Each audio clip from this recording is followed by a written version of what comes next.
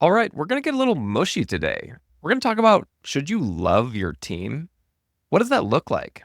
As a leader in a CAS practice, how do you build a positive culture and love your team well? What does that mean? What does it look like? And is it less mushy than it sounds like? Let's dive in.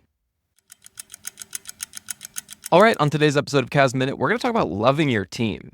So, when we think about this, I'm not talking about that Eros type love, the passionate love. I'm talking about agape love.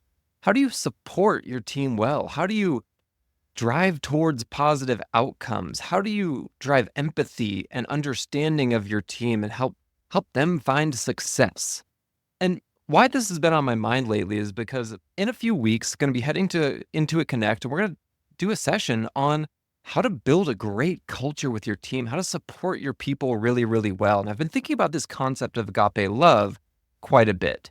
So when I think about this subject of loving your team well, I want to create an environment that empowers the team, that makes them feel really supported no matter what comes up, respect their personal lives, and create an environment where they feel really comfortable speaking with leadership, speaking with one another, and having this open and transparent environment to thrive. Now, this may be a little bit countercultural to a professional workspace where it's pretty results oriented. You've got to hit deadlines. Your work is measured by billable hours. That just doesn't drive the type of culture that I think people are really looking for today. There are many studies that show that the power of relationships within your work environment are so critical to your success in your personal life. And so, to the extent possible, my goal is to create an environment where the team feels that kind of love in the professional setting that they operate in. One of the ways that I've heard this articulated really well is that churn, employee churn, is not a bad thing.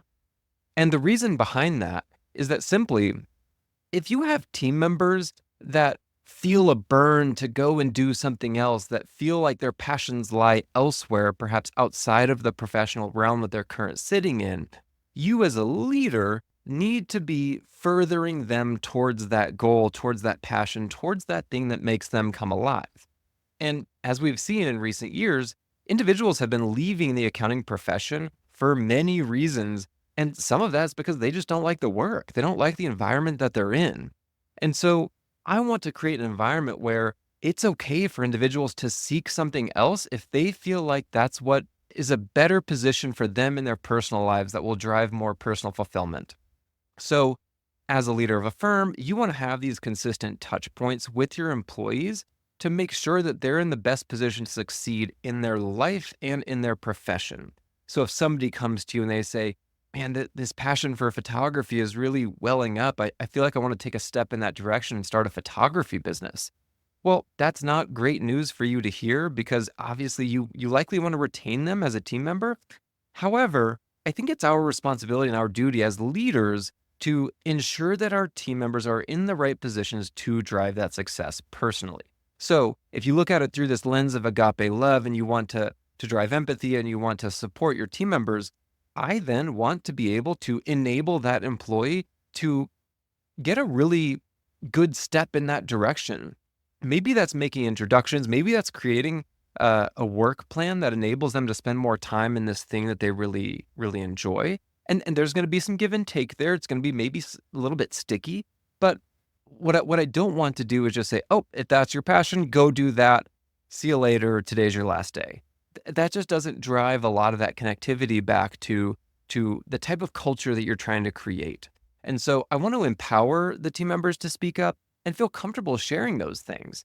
Because as a firm, you have relationships and connections all across your clients and connectors and referral partners. And so you're in a really good position to help enable your team members reach that point in their career, their personal life, where they may feel more valued and more appreciated, and or they'll find more fulfillment. And so I really want to explore how can we do this in a much more intentional manner to create this personalized appreciation for our team members, recognize them in the right ways, create the right avenues for communication, and just love them well. I think this is something that is a little bit on the soft side, but is really important to someone's personal endeavor and professional fulfillment because you spend so much time in your life dedicated to a vocation, dedicated to a trade, to your work.